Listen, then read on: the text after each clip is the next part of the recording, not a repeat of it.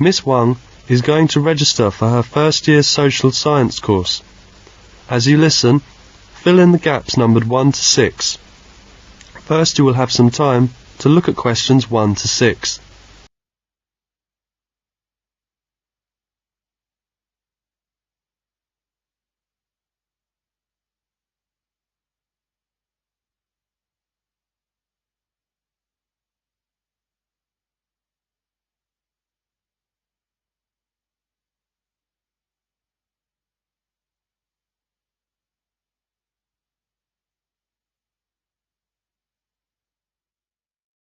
Now listen carefully and answer questions 1 to 6.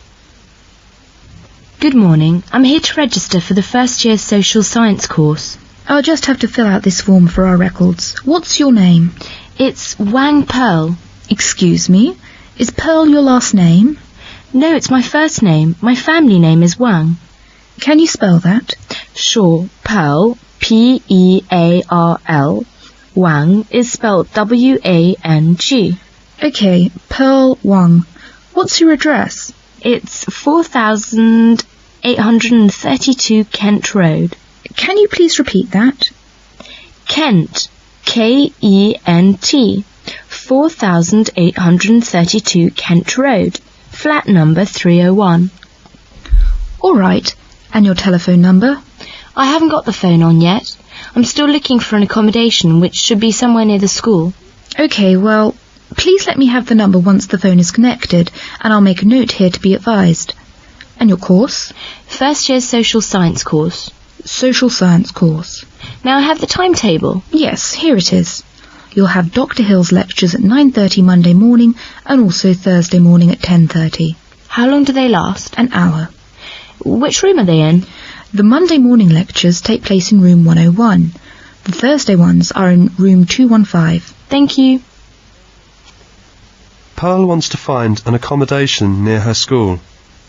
She saw an advertisement in the local newsagents and telephoned immediately. As you listen to her phone call, answer the questions by circling the correct letter. First, look at the questions 7 to 10.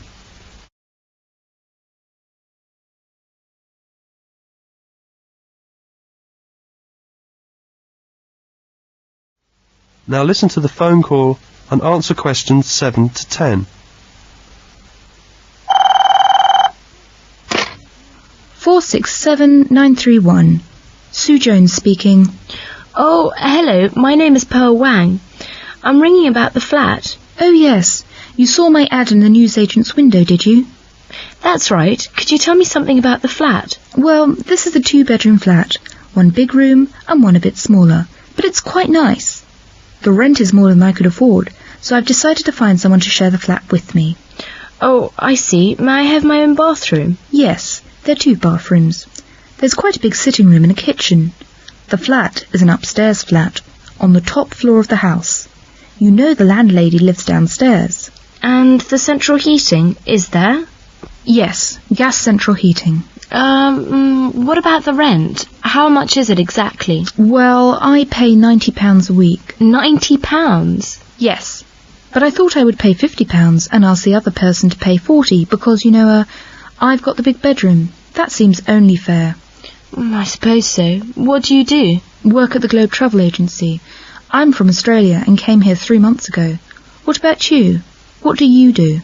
I'm studying, actually, at the Polytechnic Social Science. I'm from China. Sounds interesting. Look, why don't you come round and see the flat? Then you can make up your own mind. It's better than trying to talk about it over the phone.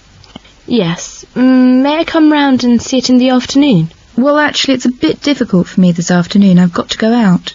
How about this evening? At about 7 o'clock? Yes, 7 would be fine for me.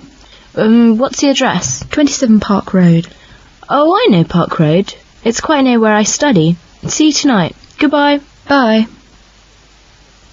That is the end of part 1. You now have half a minute to check your answers.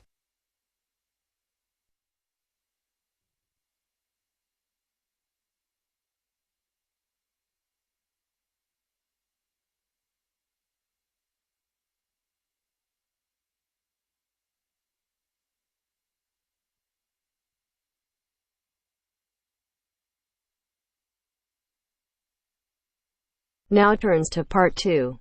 Part 2. You are going to hear the President of Australia Retailers Association give his welcome address at a convention. First, you have some time to read questions 11 to 14.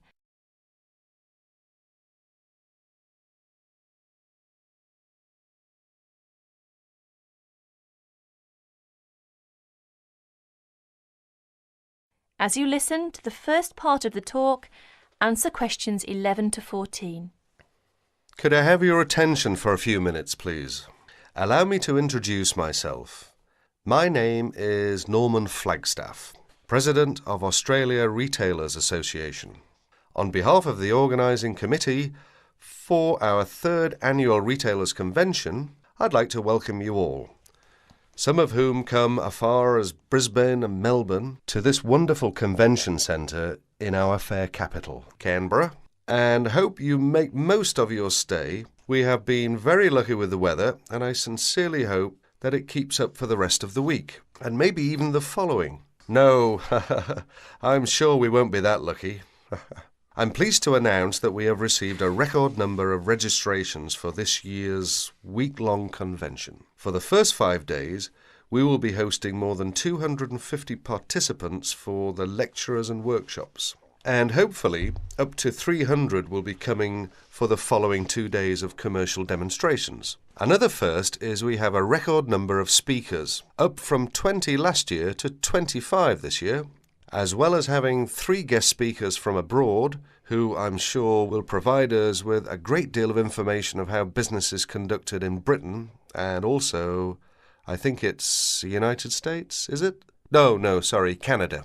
You'll note that we will be able to offer other overseas speakers in the next few years from different countries. Now you have a chance to read questions 15 to 20.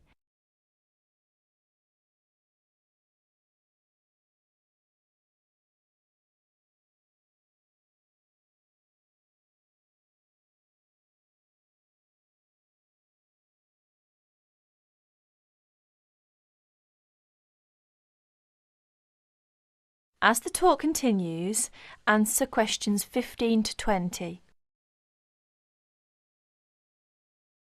For those of you who won't attend the lunchtime meeting, there are plenty of places to go. The famous Italian restaurant, Peroni's, is not too far from the convention centre. From the centre's entrance on King Street, just go straight to the street to the Mime Park, through the Heroes Arch at the other end of the park, cross William Street, and it's right next to the bank. The Jumbo Sandwich Shop for quick snacks is also nearby. From the centre, just turn right up King Street and turn left into Queen Street. Go along Queen Street until you get to the William Street, then turn right.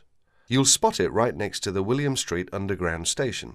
Slim's Vegetarian is also nearby. Just turn left as you leave the centre into King Street, cross over Elizabeth Street, and it's on your left, directly opposite the church. Finally, the Geneva Bistro is always a popular place, this area.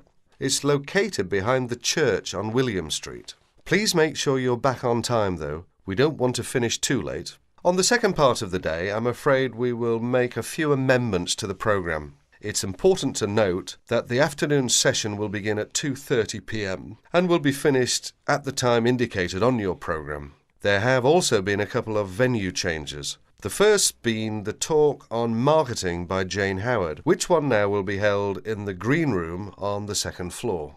The workshop on distribution of goods will not be given by Sarah Moore, but by her sister Barbara, due to an unforeseen illness in the red room on the second floor.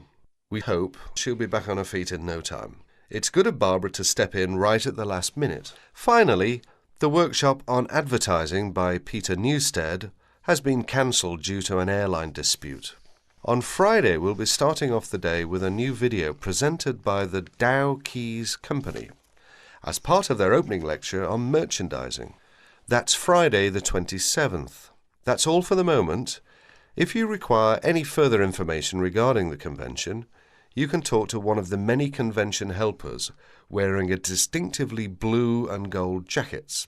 One thing before I finish, if there are any problems with times and locations of the day's activities, please remember that there is a notice board on the first. Is it the first? Yes, the first floor. Now, We hope you enjoy yourselves and we look forward to seeing you again. That is the end of part 2. You now have half a minute to check your answers.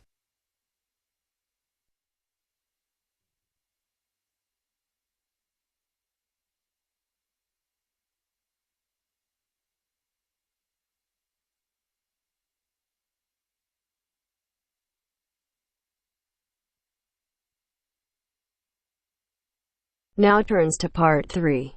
Part 3. You will hear a conversation between John Watson and several environmental science students. First, you have some time to look at questions 21 to 24.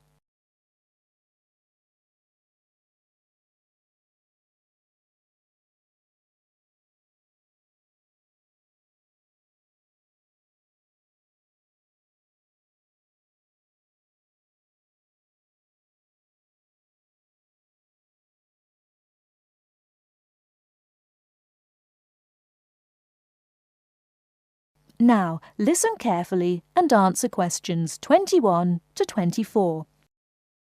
Good morning, everyone. I'd like to introduce our guest to you, John Watson. We're delighted to have John with us today to share his views on conservation. As environmental science students, I know you'll have a lot of questions. So, let's kick off by asking him to tell us how he got involved in the environmental movement. Thank you, Deborah. It's nice to be here.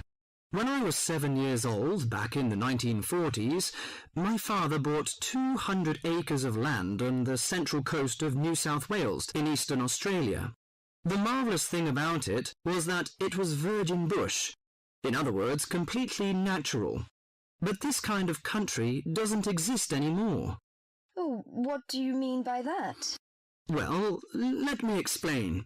We went to live there when I was 10. When I was 12, the foxes and cats appeared, and by the time I was 14, there were no native animals left.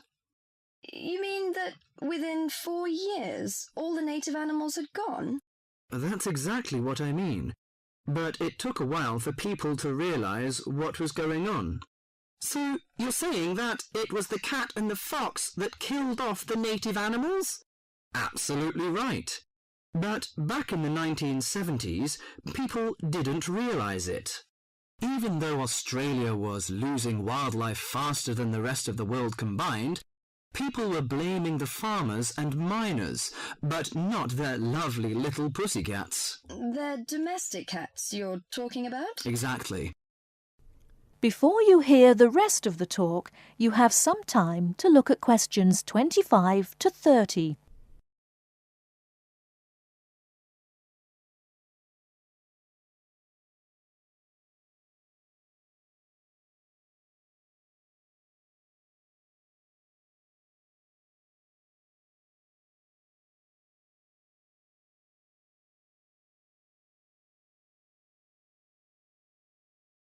Now listen and answer questions 25 to 30. What's more, they didn't want to know. Can you tell us how you set about proving your theory that it was feral cats and foxes which were killing native animals? Well, I moved to South Australia specifically to set up a wildlife sanctuary there. Why South Australia in particular? I chose South Australia because it was the only state where it was still legal for me to fence off an area and put back locally extinct animals. That was very far-sighted of them, wasn't it? Well, not exactly. They just hadn't got around to making it illegal, though they soon tried to once they realized what I was doing. Did you ever get into trouble for your actions? Yes, once or twice. In 1976, they put me in jail for cutting down some pine trees to allow me to build a fence to keep out the cats and foxes. How did you get out of that situation? Well, I signed an agreement saying that I wouldn't go on building the sanctuary, but then I just kept on building it. That was very brave of you. Well, I figured that I had signed under duress, so I didn't feel bound by it.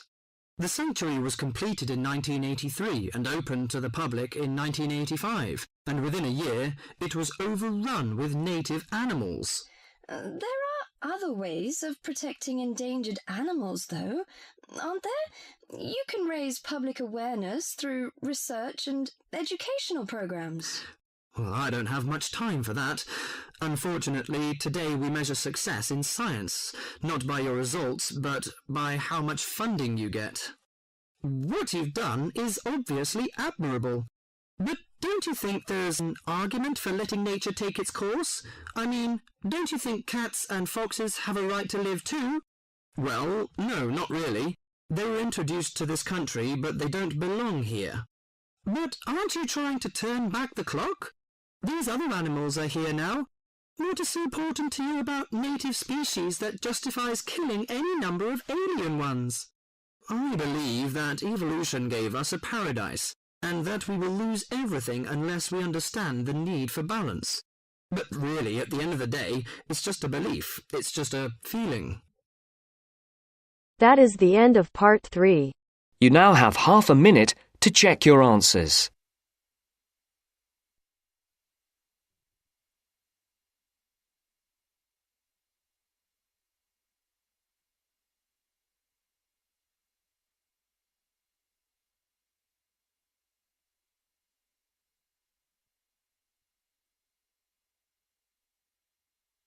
Now turns to part 4.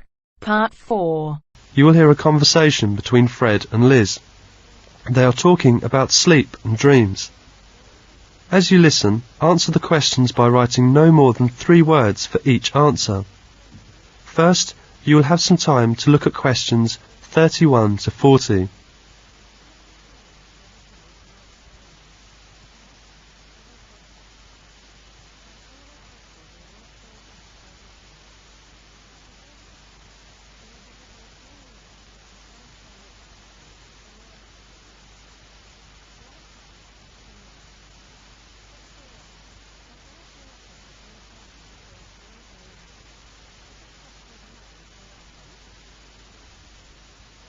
Now listen to the conversation and answer questions 31 to 40.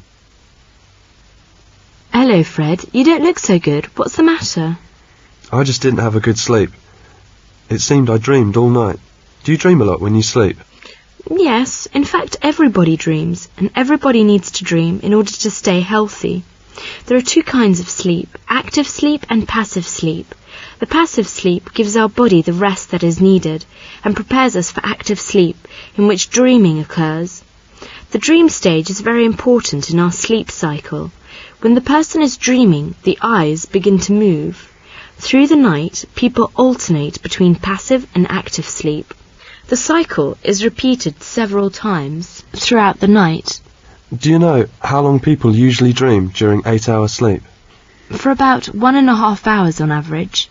So we need active sleep because dreaming helps us to rest our minds. I see. All people experience dream cycles. Can you remember dreams? What did you dream last night? Oh yes, it was terrible. I dreamed that I was chased by someone or something. I don't remember very well, so I was running all the time. This is a very common type of dream. Over 70% of people have dreamed that they were being chased or pursued by something, and often in the dream they find themselves unable to flee for one reason or another. These often occur during periods of great anxiety and may be related to frustrating situations which are frequently occurring in their waking life. Anxiety dreams are amongst the most common types reported and are particularly common amongst women, 78%. Only 63% of men experience them. How about dreams of violence? Dreams featuring scenes of violence are much more common amongst men, 50%, than amongst women, 44%. The differences are not very great. Perhaps men are simply more likely to talk about violent things, and it must be remembered that women are often the most ardent fans of TV westerns and wrestling programs. Are there any more kinds of dreams that men experience more than women? Yes. When people are tight in finances, they often have dreams which involved finding coins, showering from a slot machine, or picking up money from the ground. About 1/4 of men have had this kind of dream, but only 15% of women. This probably relates to the fact that money matters are more likely to preoccupy the male than the female. Do you sometimes have dreams about falling? Yes, it is a common type of dream too. Dreams about falling are very common, with about 75% scoring average. The most frequently reported is one in which typically one trips over something, stumbles or falls, and wakes up with a jump. How do you explain this? Psychologists now believe that these dreams do not have any great emotional significance, but are merely due to muscular spasms which take place on the threshold between consciousness and sleep. Well, dreams about flying or floating in the air are often considered to be related to an unconscious wish to escape from something. They are in fact reported by about 50% of dreamers. Dreams about the sea are also common. Women, 40%, are far more likely to experience than men, 27%. What other kinds of dreams women experience more than men? Dreams about famous people. Women are more likely to dream about famous people, politicians, pop stars, film stars, and the like, 33%, than men, 27%. One very common dream, which almost certainly falls into the wish fulfillment category, is when people report that they are actually meeting famous people in their dreams. What do you think of the recurring dreams? Recurring dreams are very common too, 70% of people reporting them on an average. In most cases, recurring dreams are of a vaguely unpleasant kind and are almost certainly caused because the individual has a problem of a significant kind which he is unable to resolve in his waking life. The solving of this problem almost always leads to the disappearance of the recurring dream. Women are more likely to have recurring dreams than men. That's so interesting. Well, what causes people to have bizarre dreams, such as dreams about the loss of teeth? Oh, some psychologists believe that it's a memory dream referring back to that significant period in your baby life when your teeth fell out. Another explanation is that you are suffering from low-level toothache, which is not enough to get through to the conscious mind, but which trickles through into your dreams. Do you believe that dreams about the future will come true?